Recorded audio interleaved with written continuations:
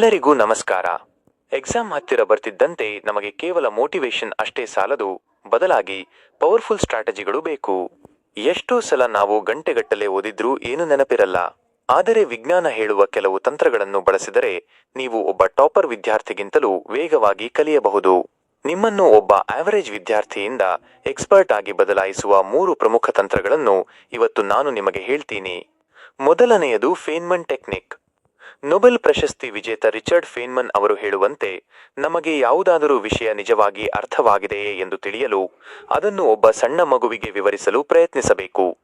ಒಂದು ವಿಷಯವನ್ನು ಆರಿಸಿಕೊಳ್ಳಿ, ಅದನ್ನು ಓದಿ, ನಂತರ ನಿಮ್ಮ ಎದುರು ಒಬ್ಬ ಪುಟ್ಟ ಮಗು ಕುಳಿತಿದೆ ಎಂದು ಕಲ್ಪಿಸಿಕೊಂಡು ಅತ್ಯಂತ ಸರಳ ಭಾಷೆಯಲ್ಲಿ ಆ ವಿಷಯವನ್ನು ವಿವರಿಸಿ. ಎಲ್ಲಿ ನೀವು ತಡವರಿಸುತ್ತೀರೋ ಅಥವಾ ವಿವರಿಸಲು ಕಷ್ಟವಾಗುತ್ತದೆಯೋ ಆ ಭಾಗವನ್ನು ಮತ್ತೊಮ್ಮೆ ಓದಿ ಸರಿಪಡಿಸಿಕೊಳ್ಳಿ.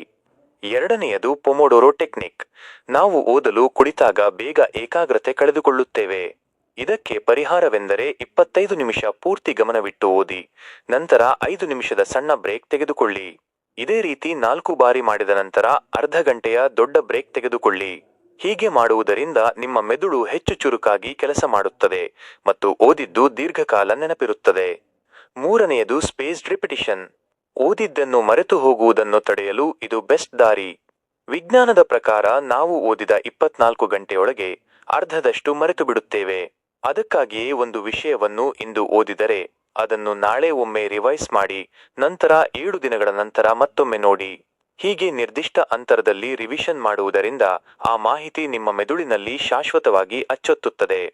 ನೆನಪಿಡಿ, ನೀವು ಸೋಮಾರಿಯಲ್ಲ ಅಥವಾ ದಡ್ಡರಲ್ಲ. ಬಹುಶಃ ನೀವು ಇದುವರೆಗೆ ತಪ್ಪು ವಿಧಾನವನ್ನು ಅನುಸರಿಸುತ್ತಿದ್ದಿರಬಹುದು. ಈಗ ಈ ತಂತ್ರಗಳನ್ನು ಬಳಸಿ ನೋಡಿ, ನಿಮ್ಮ ಆತ್ಮವಿಶ್ವಾಸ ತಾನಾಗಿಯೇ ಹೆಚ್ಚಾಗುತ್ತದೆ.